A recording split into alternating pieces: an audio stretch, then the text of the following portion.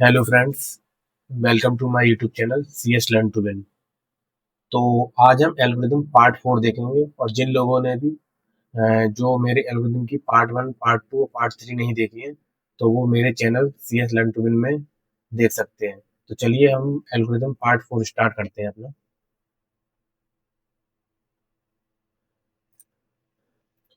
तो जो अपना क्वेश्चन नंबर फर्स्ट क्या है पार्ट 4 का, which of the following statement is false about B tree. तो B tree of order of M. तो ऑर्डर बी ट्री में ऑर्डर ऑफ एम के स्टेटमेंट बताना फॉल्स कौन सा, बी ट्री के रिगार्डिंग हमें ये बताना है कि स्टेटमेंट कौन सा फॉल्स स्टेटमेंट है।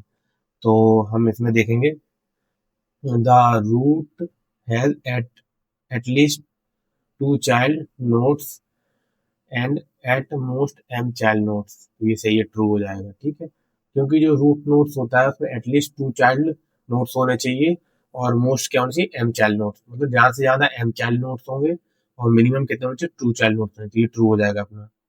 The internal node expect the root has at least M by two child nodes. तो इसका मतलब क्या है कि जो इंटरनल नोड होंगे, अगर एम चाइल्ड नोड्स है रूट्स में तो उसके internal node M by two होने चाहिए, मतलब उसके हाफ होना चाहिए। तो ये भी अपना क्या है, ट्रू हो जाएगा। ठीक है, R node is full if it has M minus one key. तो सही है, जब नोड अगर फुल होगा तो उसमें क्या होगा, एम माइनस वन की होगी उसकी। ठीक है, अगर नोड फुल होगा, जैसे नोड में 8 नोड है तो उसकी की कितने हो जाएंगे, 7 की हो जाएंगी। ठीक है, तो ये अपना क्या है, राइट है। तो ये भी ट्रू हो जाएगा। Leaf nodes are not at the same level, ये रॉन्ग हो जाएगा क्योंकि लीफ नोड होता है सेम लेवल होता है। ठीक है, सेम लेवल पे होता है। तो ये ऑप्शन नंबर क्या हो जाएगा अपना, सी हो जाएगा इसका आंसर। ठीक है, ये नेक्स्ट क्वेश्चन पे चलते हैं। क्वेश्चन नंबर सेकंड क्या है, which rotational in a AVL tree is known as double rotation. तो डबल रोटेशन क्या होता है, एक तो होता है एल आर रोटेशन और होता है आर एल रोटेशन। मतलब लेफ्ट राइट रोटेशन होता है ये रोटेशन। ठीक है, और आर एल रोटेशन। ठीक है, ये दो होते हैं। तो देखो जैसे एल एल आर आर ये तो होगा नहीं, ये सिंगल रोटेशन होता है। क्या होता है, सिंगल रोटेशन होता है। एल आर, इसमें तो एल सिंगल है, ये डबल है, तो ये भी रॉन्ग हो जाएगा। एल आर एल एल, तो ये भी रॉन्ग हो जाएगा क्योंकि इसमें सिंगल आ गया।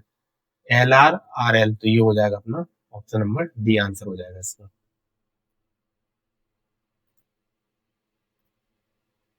विच rotation in AVL tree are known as single. इसमें देखो उसने क्या पूछ लिया, सिंगल रोटेशन पूछ लिया। सिंगल रोटेशन भी क्या होते हैं, टू होते हैं। एक एल एल रोटेशन होता है और आर आर होता है। तो ये दोनों देख लो, एल एल आर आर, यही मिल गया पहला वाला ऑप्शन। चलो ऑप्शन और देखते हैं, तो ये भी नहीं होगा, ये भी नहीं होगा, ये भी नहीं होगा। तो ऑप्शन नंबर अपना ए हो जाएगा इसका आंसर। ठीक है, चलिए नेक्स्ट क्वेश्चन चलते हैं। नेक्स्ट क्वेश्चन क्या दिया, in binary max heap containing a number the smallest element can be found in time। तो इसमें टाइम को कॉम्प्लेक्सिटी बतानी है कि मैक्सिमम हीप है। मैक्सिमम हीप है, मैक्सिमम में क्या होगा, ये वाला सबसे बड़ा एलिमेंट होगा, इससे फिर कम होगा, इससे ये कम होगा, इससे ये कम होगा, इससे ये कम होगा, ये इससे कम होगा, ये इससे कम होगा। तो स्मॉलेस्ट एलिमेंट कहाँ फाउंड होगा, यहाँ पे होगा स्मॉलेस्ट। तो जो टाइम कॉम्प्लेक्सिटी होगी इसकी, जो टाइम कॉम्प्लेक्सिटी होगी, कॉम्प्लेक्सिटी, तो टाइम कॉम्प्लेक्सिटी क्या है, ऑर्डर ऑफ एन, क्योंकि उसे एन एन आइटम तक जाना पड़ेगा। तो इसकी क्या हो जाएगा, ऑप्शन नंबर ए हो जाएगा इसका आंसर। ये नेक्स्ट क्वेश्चन में चलते हैं। तो नेक्स्ट क्वेश्चन क्या है अपना, question number 5, heap allocation is required for a language that. तो हीप लोकेशन है, जो हीप लोकेशन है, तो allocation is required for language that. तो किस लैंग्वेज को रिक्वायर्ड है, मतलब ये बताना है अपन को इसमें। तो इसमें ये कौन सा मतलब सपोर्ट करता है डेटा स्ट्रक्चर। तो हीप एलोकेशन किसका करता है, विच डेटा स्ट्रक्चर का यूज करता है। मतलब इसमें ये बताना कौन सा विच डेटा स्ट्रक्चर यूज। तो कौन सा करता है ये, डायनेमिक। ठीक है, डायनेमिक, डायनेमिक डेटा स्ट्रक्चर। ठीक है, तो डायनेमिक डेटा स्ट्रक्चर यूज करता है। तो कौन सा, ऑप्शन नंबर बी हो जाएगा। ये भी नहीं होगा, ये भी नहीं होगा, ये भी नहीं होगा। तो ऑप्शन नंबर अपना कौन सा हो जाएगा, बी हो जाएगा। नेक्स्ट क्वेश्चन देखते हैं। तो विच of the following is not a divide and conquer method. तो नॉट है, इसमें ध्यान रखना, नॉट बताना है डिवाइड एंड कॉन्कर कौन सा नहीं है। तो इसमें बाइनरी सर्च क्या होता है, डिवाइड एंड कॉन्कर होता है, ठीक है, शॉर्ट में लिख रहा हूँ मैं, समझ जाना। मर्ज सॉर्ट क्या होता है, ये भी होता है डिवाइड एंड कॉन्कर। और क्विक सॉर्ट क्या होता है, ये भी डिवाइड एंड कॉन्कर होता है। कौन सा नहीं होता, हीप सॉर्ट नहीं होता है, ठीक, heap sort divide and conquer algorithm नहीं होता है, ठीक है, मेथड यूज नहीं करता है। Next question, which of the following algorithm design techniques is used in designing quick sort algorithm। तो क्विक सॉर्ट अभी मैंने बताया था, क्विक सॉर्ट क्या करता है, divide and conquer algorithm strategy use करता है। तो अपना जो ऑप्शन होगा कौन सा हो जाएगा, सी हो जाएगा, ठीक है, divide and conquer algorithm use करता है, ठीक है। कौन करता है, क्विक सॉर्ट भी करता है, और कौन करता है, मर्ज सॉर्ट भी करता है, ठीक है, डिवाइड एंड कॉन्कर का यूज करता है। नेक्स्ट क्वेश्चन क्या दिया, चूज अ फॉल्स स्टेटमेंट। तो अपन को फॉल्स स्टेटमेंट बताना है, इसमें क्या होगा, किसके रिगार्डिंग बताना है, ग्रीडी एल्गोरिथम। किसके रिगार्डिंग बताना है, ग्रीडी ग्रीडी एल्गोरिथम, ठीक है।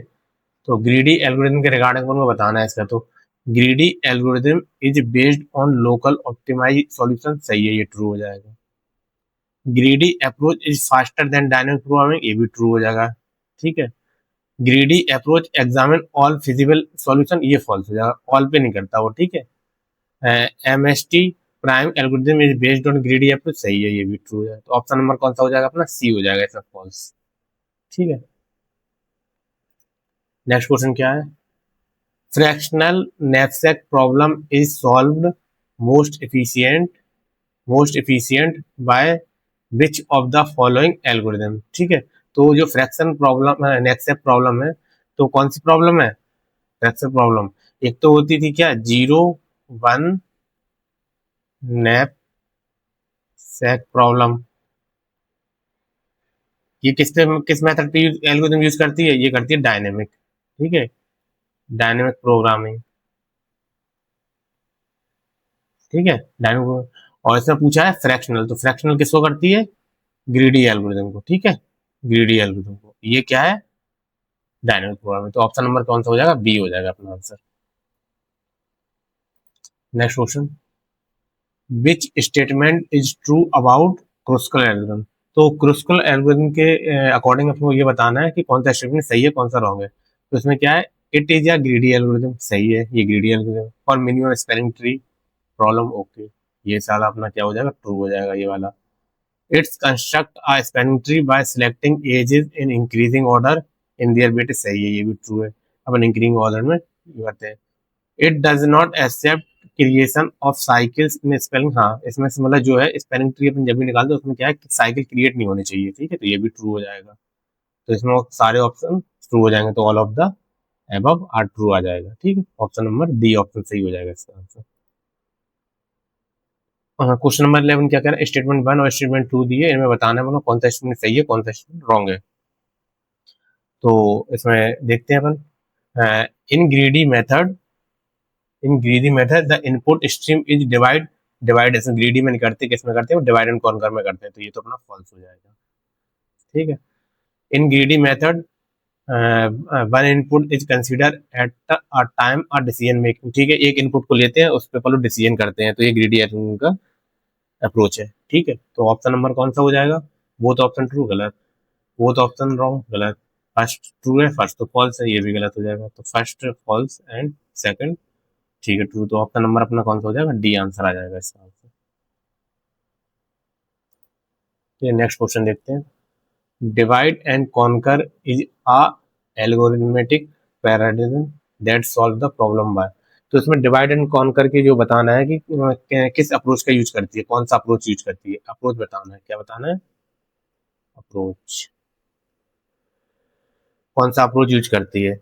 तो डिवाइड एंड कॉन्कर किसका अप्रोच करती है, रिकर्सिवली, ठीक है, recursively solve the sub problem, ठीक है। पहले ये क्या करती है, कोई भी बड़ी प्रॉब्लम है, ठीक है, उसको ये क्या करती है, छोटे छोटे सब प्रॉब्लम में डिवाइड कर लेती है, ठीक है, और उसके बाद इनको सॉल्व करती है एक एक करके, और उनको कंबाइन करके, ठीक है, सॉल्यूशन प्रोवाइड करवा देती है, ठीक है। तो ये कौन सा हो जाएगा, रिकर्सिवली सॉल्व होगा, ठीक है, ऑप्शन नंबर बी आंसर आ जाएगा इसका।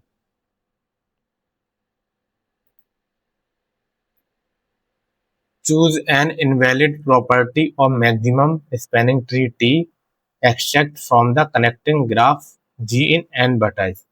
तो हमें इसमें ये बताना है कि इनवैलिड प्रॉपर्टी बताना है, कौन सी इनवैलिड प्रॉपर्टी है इसमें, किसके रिगार्डिंग बताना है, मिनिमम स्पैनिंग ट्री के रिगार्डिंग बताना है अपन को। तो इसमें क्या है, इसमें सबसे पहले हम देखेंगे T has N minus one edge, सही है, ट्रू हो जाएगा। टी हैज एन वर्टाइजेस, ये भी ट्रू हो जाएगा। टी इज कनेक्टेड, ओके, ये भी स्पैनिंग क्या है, कनेक्ट होना चाहिए हर नोड से। T has N by two, ये वाला अपना रॉन्ग हो जाएगा। ठीक है, तो ऑप्शन नंबर डी आंसर आएगा इसमें, क्या आएगा, डी। चलिए नेक्स्ट क्वेश्चन में चलते हैं। चलिए क्वेश्चन नंबर 14 देखते हैं क्या दिया।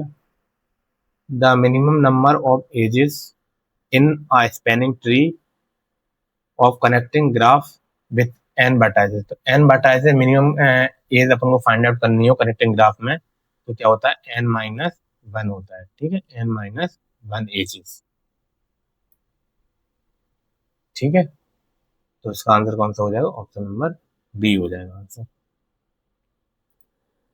इसमें क्या दिया है, how many edge does the spanning tree of a graph with N button. जो हमने इससे प्रीवियस पिछले क्वेश्चन किया था उसी का सेम ही ये वर्जन है, बस इसकी क्या है, लैंग्वेज को थोड़ा चेंज कर दिया। तो इसका आंसर भी क्या हो जाएगा, ऑप्शन नंबर बी हो जाएगा, क्योंकि इसमें भी अपन को क्या निकालना है, हाउ मेनी एज निकालना है मिनिमम स्पैनिंग ट्री में। ठीक है, तो अब क्वेश्चन नंबर 16 देखते हैं। Consider the graph below, how many spanning tree can be found. तो इसमें हमें स्पैनिंग ट्री बतानी है, फाउंड करना है, जो ये अपन को ग्राफ दिया है। ठीक है, तो इसका जो भी हाउ मिनिमम स्पैनिंग ट्री अपन को निकालने के लिए एक फार्मूला होता है, क्या होता है फार्मूला इसका, एन, एन की पावर एन माइनस टू। और जो इसमें एन दिया है, जो एन होता है, तो एन क्या होता है, number of nodes, nodes in graph. ठीक है, तो हमने देखा number one, two, three, four, तो कितने ग्राफ है, फोर है, मतलब नोट्स कितने हैं, फोर, तो उसमें फोर की वैल्यू पुट कर देंगे। फोर, फोर माइनस टू, तो फोर की पावर टू, मतलब four multiply four equal to 16। तो इसका आंसर क्या आ जाएगा, 16 हो जाएगा, 16 स्पैनिंग ट्री आ जाएंगे। ठीक है,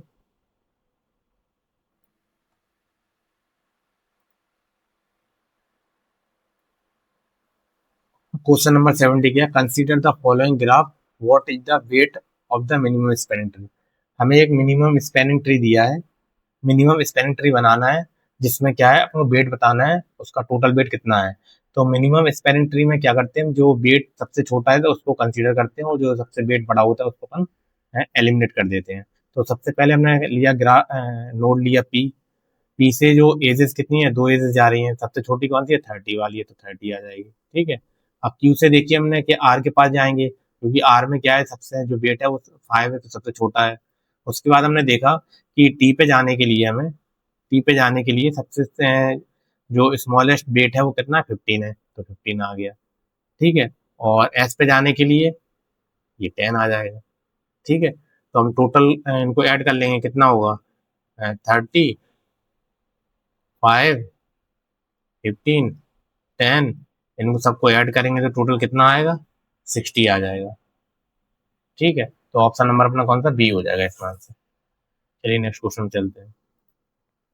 नेक्स्ट क्वेश्चन क्या दिया है, which of the following is the most commonly use data structure for implement Dijkstra algorithm. तो हमें इसमें ये बताना है, which of the following most commonly data structure use. तो डिजस्ट्रा एल्गोरिदम में कौन सा मतलब डेटा स्ट्रक्चर यूज होता है, ये बताना है हमको। तो मैक्सिमम प्रायोरिटी क्यू ये नहीं होता है, स्टैक भी नहीं होता, क्यू भी नहीं होता, ये क्या है, मिन प्रायोरिटी क्यू यूज होता है। कौन सा होता है, ऑप्शन नंबर डी आंसर आ जाएगा इसमें।